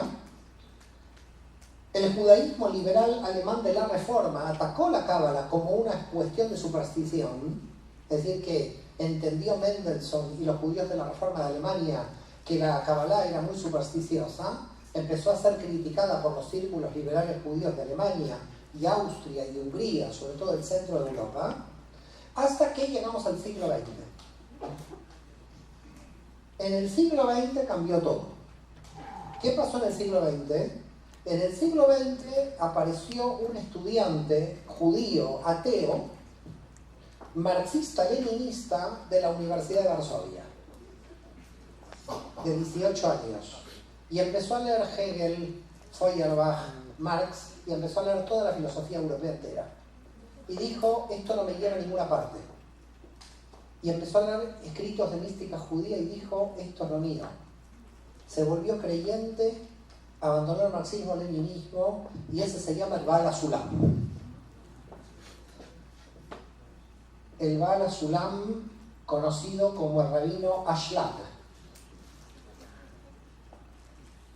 El rabino Ashlag, que empezó como estudiante marxista-leninista y ateo de la Universidad de Varsovia, terminó siendo el cabalista más grande del siglo XX. Y entendió que la cábala respondía a todas las cuestiones filosóficas que los filósofos de Europa no respondían. Y a partir del Baal HaSulam y Ashlag, estudiaron con él el Rav Berg, que fundó el movimiento de cábala de Los Ángeles, su hijo Baruch Ashlag, 1905-1991, y discípulo de Baruch Ashlag, Michael Lightman, con el movimiento Bnei Baruch, nacido en 1948 en Minsk, doctor en ontología y máster en cibernética, además de físico por la universidad, creo que de Brest-Litovsk.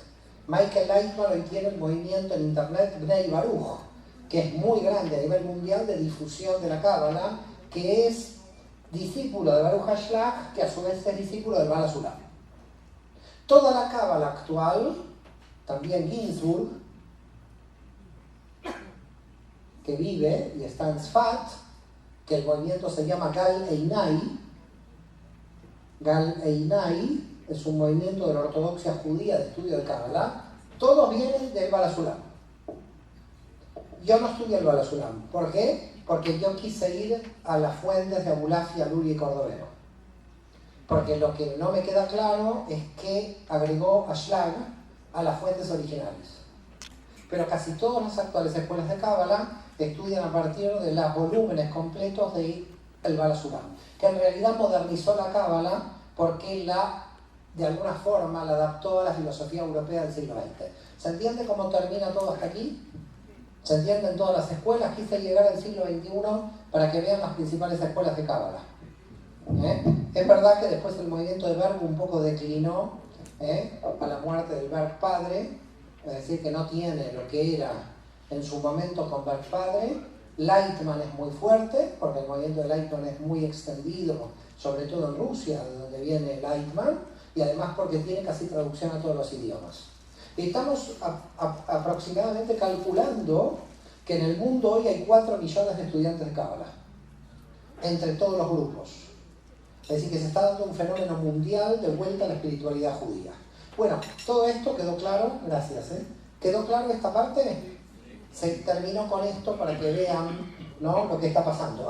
Están apareciendo cabalistas mujeres. Por ejemplo, tenemos Sarah Schneider, que tiene un muy buen libro, los escritos cabalísticos a la luz de lo femenino y masculino, que es una obra que yo recomiendo, está castellano, de Editorial Obelisco. Sarah Schneider, después si quieren por WhatsApp, al que me lo pida se lo paso. Y entonces ese libro lo recomiendo, Editorial Obelisco, porque para mí es un libro excelente de cómo va a participar la mujer en la época mesiánica. Para los escritos de la cábala, el género femenino es casi superior, diría, al masculino, porque dice Rava Abulafia que hay que pensar como mujer. Eso lo dice claramente Abulafia. Si no pensamos como mujer, tenemos un problema. Entonces hay muchos escritos en este sentido, que lo femenino se va a desarrollar. Lo femenino de lo masculino también, ¿se entiende? Es decir, la parte femenina del hombre estamos hablando. No crean femenino como género nada más. ¿Ok? ¿Se entendió toda esta parte? Bueno, vamos a hacer entonces en la media hora que queda. ¿Puedo borrar o quieren fotografiar? No. Puedo borrar.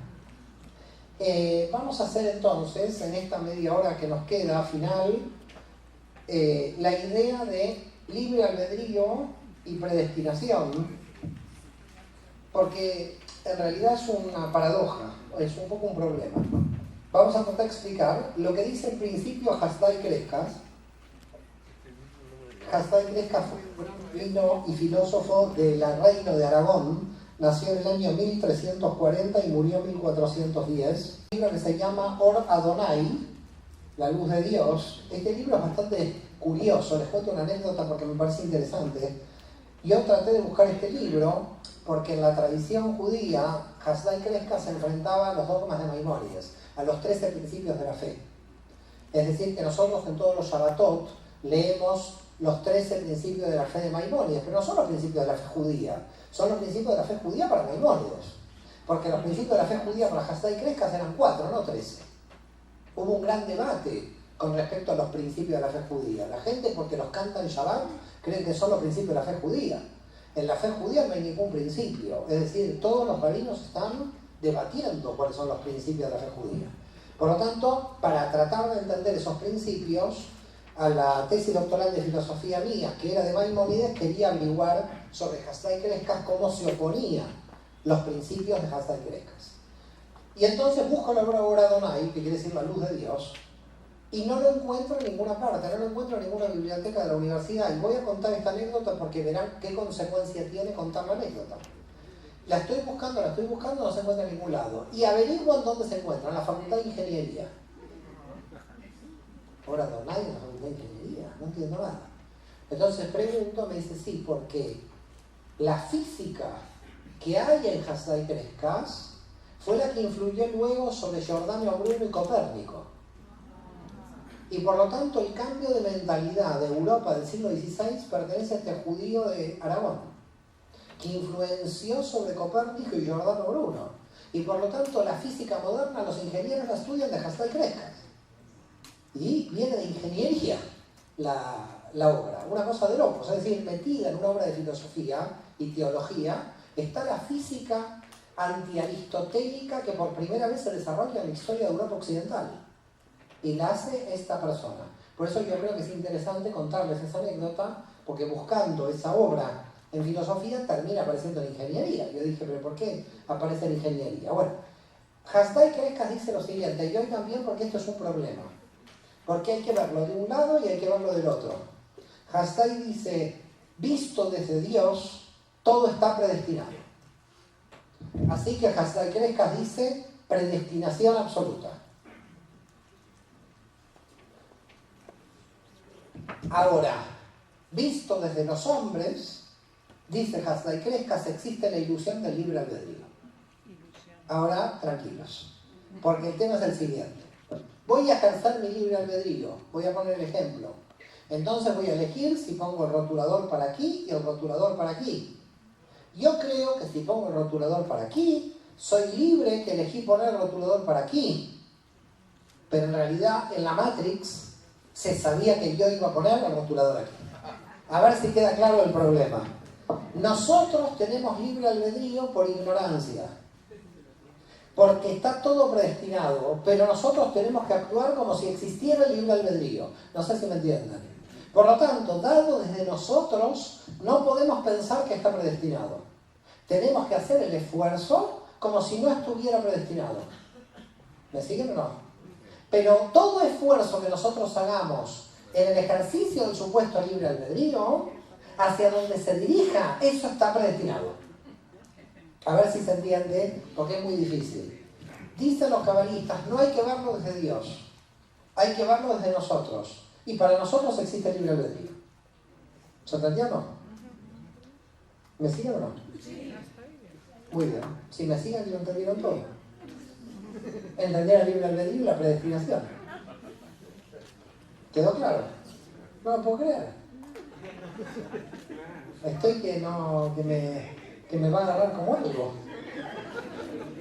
En Barcelona tenemos discusiones todo el tiempo con este tema. Aquí se entiende perfecto. Aquí, no sé si escucharon lo que dice este señor. Él dice, el libre albedrío es una ilusión para nosotros. Le respondo desde la Cábala, nosotros somos una ilusión también. No solo el libre albedrío. Claro, el problema desde la Cábala es que no existe el libre albedrío, es que no existimos nosotros. Por eso me río cuando nosotros pensamos si existe o no el libre albedrío, porque al decir que existe o no exista, quiere decir que presuponemos que nosotros existimos. Pero nosotros no existimos, porque también somos información de la Matrix. Con lo cual, es como alguien en una pantalla diciendo, ¿existe el programador o no? Y dos tipos en la pantalla debatiendo. Y yo, el programador, mirando a los dos tipos que debaten en la pantalla, si yo los programé. Pero ellos están debatiendo de que creen si tiene libre albedrío. Y yo mirando, uy, qué aburrido, a ver si se define, porque yo ya me estoy cansando y voy a apretar el botón para anular el programa.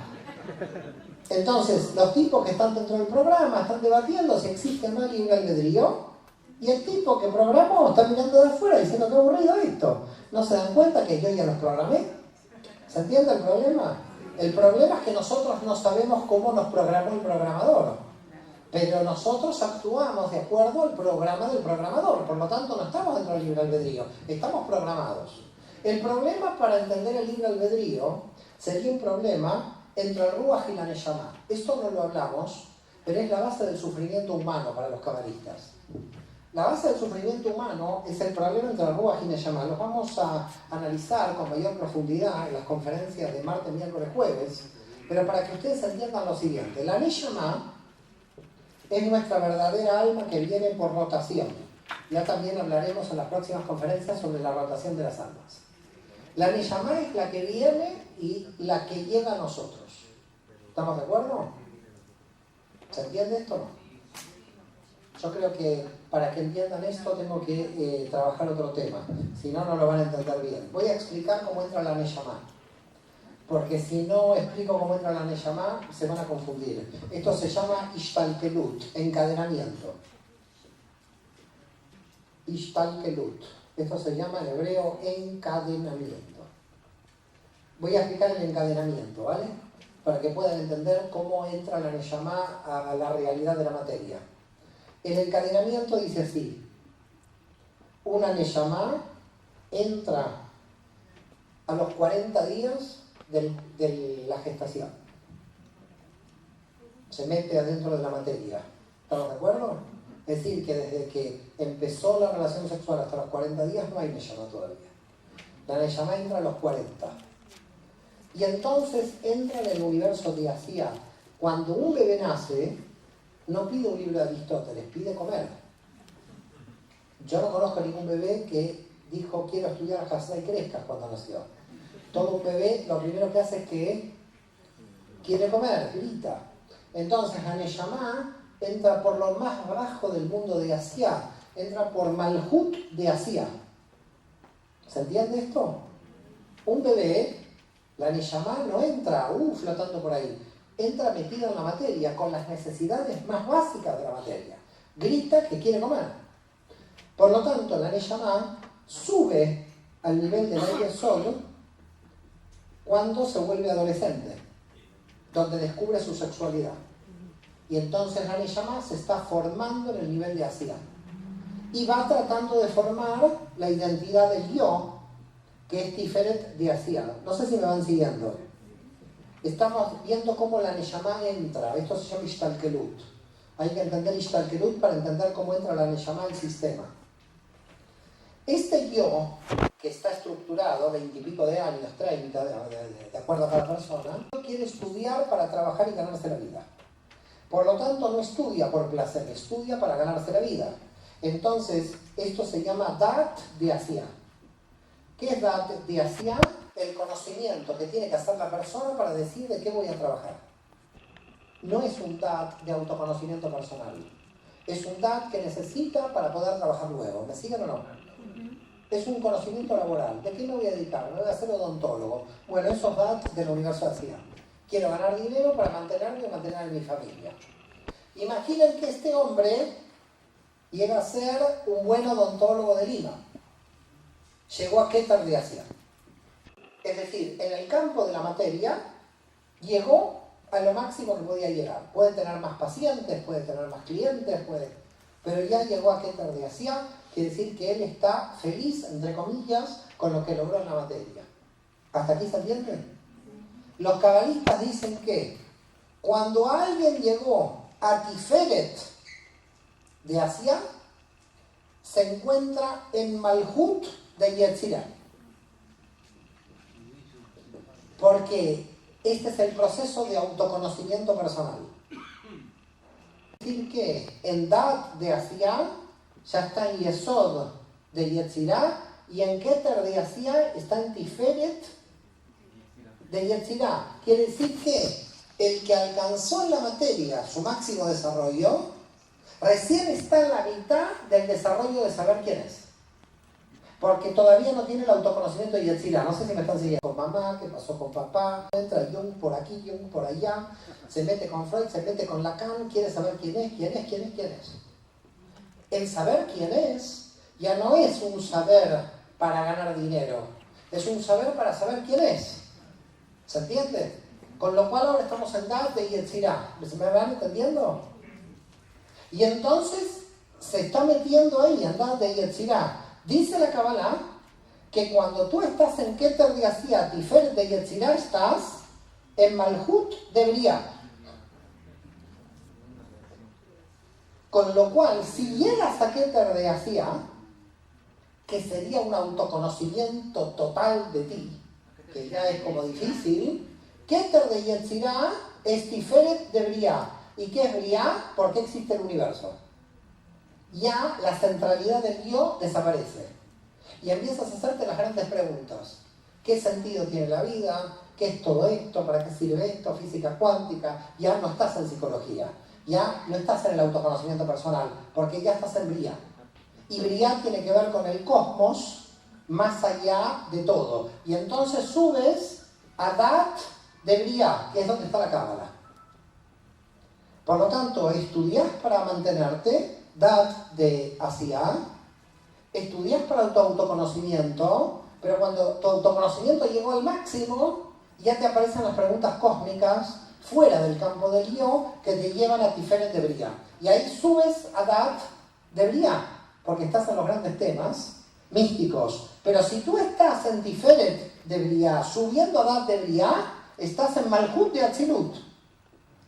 Por lo tanto, quiere decir que en el nivel de Dat de Briah ya estás subiendo para Atzilut, comprendiendo que las variables de tiempo y espacio desaparecen. Te empiezas a tener aquí una noción de que no hay tiempo ni espacio. Porque ya en Dat de Briah estás en el nivel de Yesod de Atzilut. No podemos llegar a Keter de Briah.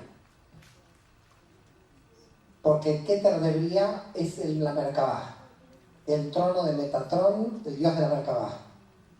Y llegar alguna vez a Keter de Briah es entender cómo funciona Tiferet de Atzilut. Y nosotros todavía estamos en Dat de Briah.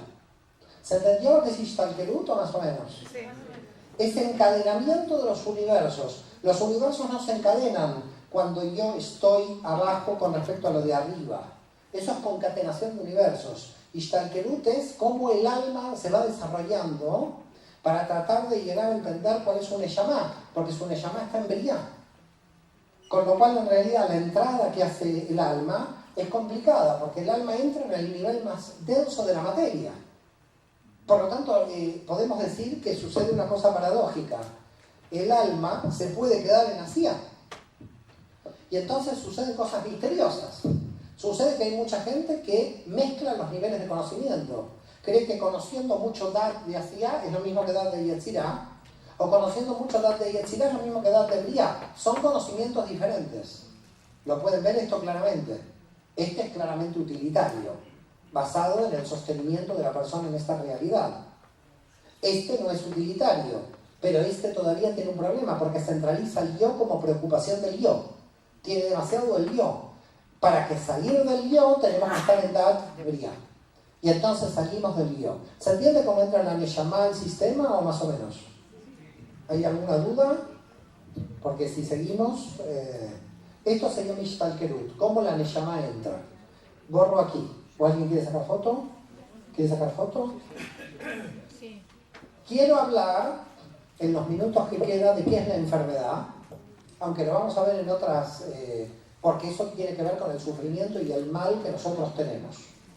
¿Estamos de acuerdo? Entonces quiero que entendamos el mecanismo del tikkun, el mecanismo de rectificación. nosotros tenemos por un lado, y que tiene que ver con el libre albedrío, nosotros tenemos por un lado el Ruach. ¿Qué es el Ruach? El Ruach es lo que se trata de Yetzirah. ¿Qué quiere decir Ruach? Cómo era mi mamá, cómo era mi papá, cómo era el abuelito, si mi tío me miraba mal, todo eso que se trata con el psicólogo. ¿Estamos de acuerdo? Entonces, uy, el tío trataba mal a mi tía, uy, venga a la próxima sesión, mi tío trataba a mi tía, venga a la próxima sesión, y así estamos 20 años y el tío la sigue tratando mal a la tía, porque eso no se arregla. Por lo tanto, eso sería dar de Yetzirah, el nivel de Ruach. ¿Qué es Ruach? La identidad formada en esta vida. Y eso ya viene, porque mi madre viene, mi padre viene, eso es lo que me vino. Y lo que me predeterminó a nivel religioso, cultural, nacional. Son los condicionantes de mi identidad. Con lo cual, Ruach es mi identidad. Pero la Kabbalah, el Ruach no es mi identidad. La que es mi identidad es la Neshama. Porque la Neshama tiene la identidad oculta de lo que yo vengo a hacer, lo que vengo a rectificar y quién soy. Quién soy está acá. Este es mi yo en serio. Este no es mi yo en serio, este es mi yo condicionado por mi familia. Por lo tanto, acá hay una lucha que lo ven clara. Hay cosas con mi familia que estoy de acuerdo y cosas que no estoy de acuerdo porque mi Neshama no está de acuerdo con cómo me entrenaron en mi familia. Por lo tanto, visto desde la cámara, siempre hay un problema con la familia. Pero no por un tema freudiano, por un tema de que la Neshama quiere ser ella misma. ¿Estamos de acuerdo? Entonces, como quiere ser ella misma, la identidad del Ruach quizás no es la identidad que quiere. La identidad de Ruach es un notario de Lima, hijo de un notario, nieto de un notario, usted tiene que ser notario. ¿Cómo? Eso está en Ruach. No, yo quiero ser pintor en París. Esa es mi Neshama. Por lo tanto, ahí hay como un momento en la vida de una persona que tiene una doble identidad. La identidad impuesta por la familia, que es a nivel de Ruach, y la identidad del alma con la que viene, que es lo que el alma quiere venir a hacer. Acá hay que tener cuidado entre aptitudes y potencialidades. Porque potencialidad de la Neshama es lo que la Neshama va a hacer para ser feliz. Y el Ruach es utilitario, solamente quiere saber lo que es bueno. Entonces hay un cantor malo, pero que su Neshama quiere cantar, va a cantar hasta en el baño. ¿Por qué va a cantar en el baño? Porque la Neshama le obliga a cantar. Él va a cantar. La familia dice que canta mal, a la Neshama no le importa. Ahora, hay tipos que cantan bien, porque en Ruach tienen buena voz, pero la Neshama quieren ser administrativos.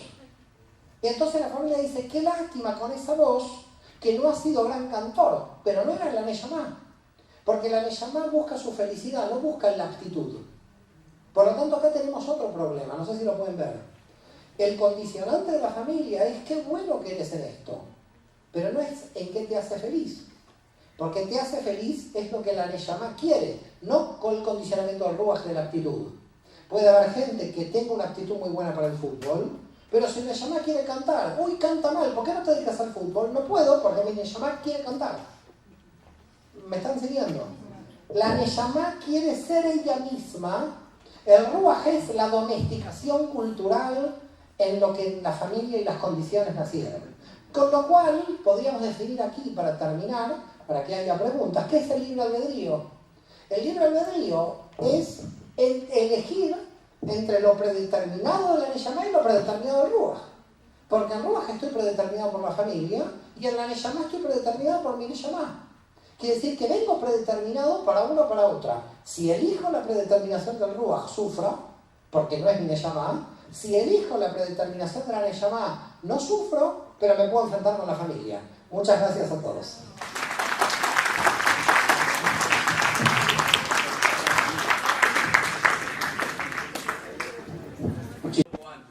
La que yo quería consultar es que yo he estado escuchando toda la ponencia, casi desde la mañana. Lo que yo he visto es que hay una base muy semejante a la filosofía de Spinoza. Lo que el señor está planteando en otras palabras es panteísmo. ¿Esa es tu pregunta? Es la afirmación que quiero preguntar si... No, perdón. Tú puedes tener un concepto, una interpretación. Yo he quedado, no va a estar respondiendo otros temas. Simplemente sobre el tema de lo que ha venido, porque tú puedes tener una interpretación, otro y otra. ¿Cuál es tu pregunta? Si es panteísmo lo que está... Si es panteísmo, la Kabbalah.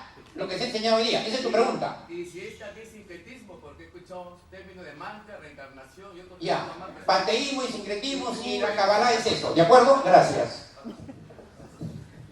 Bueno, en realidad Spinoza estudió con un cabalista que se llamó Levi Morteira. Levi Morteira fue un cabalista. Hay una obra de la influencia de la cábala de Spinoza, que si usted tiene un WhatsApp se la puedo enviar, que es un cuaderno que debe tener unos 70, 80 páginas, donde aparece la influencia de la cábala de Spinoza. Pero la cábala no es panteísta y tampoco Spinoza, porque a Spinoza se le cataloga mal de panteísta, es pananteísta. ¿Y qué quiere decir pananteísta? Que en realidad en el Ein Sof es panteísta, pero que en el mundo existe la existencia y la no existencia al mismo tiempo. Es una diferencia con el panteísmo de la India.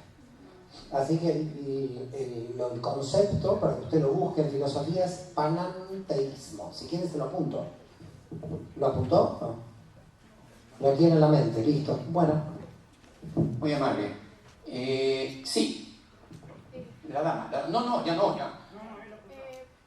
Ahora que hablaba brevemente de Metatron, yo le hice una consulta hace un tiempo, pero no quedó claro, era que las Sefirot también tienen como un regente de ángel, por ejemplo Metatron, Keter, Sanderfont, Malkut, y todos tienen eso, y entonces como no lo mencionó y lo estudiaban otros, quería o si no era trascendente a la larga. Pero no es el tema, pero lo va a contestar. Esa es la parte de la vida, ese es el tema. Sí, se puede contestar. El tema es el siguiente. Para que lo entiendan, porque esa pregunta está relacionada con un tema de los nombres de Dios que surgió de este lado también.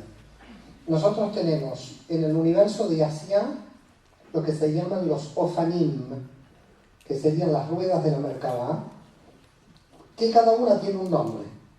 ¿Ok? En Yetzirah tenemos el fractal del árbol de la vida que expliqué, donde está Yud, Hei, Vav, Hei en las diferentes vocalizaciones de las vocales hebreas. Este es el nivel de Yetzirah donde están los 72 nombres de Dios. Porque los 72 nombres de Dios pertenecen a las 6 etapas de Yetzirah multiplicados por los 12 meses del año. No sé si me está siguiendo. Entonces tenemos aquí los ángeles en el universo de Yetzirah, que son los 72 ángeles de la Kabbalah, los nombres de Dios, muy publicitados por Goslan en internet. Y luego tenemos en el universo de Briah los arcángeles. En Keter de Briah está Metatron, pero usted no tiene que confundir Keter de Briah con Keter de Yetzirah, porque Keter de Yetzirah es nuestro Keter, pero no el Keter del cosmos. En Jochma de Briah está Raziel. Los arcángeles pertenecen a las energías del universo de Briah, de todo el universo.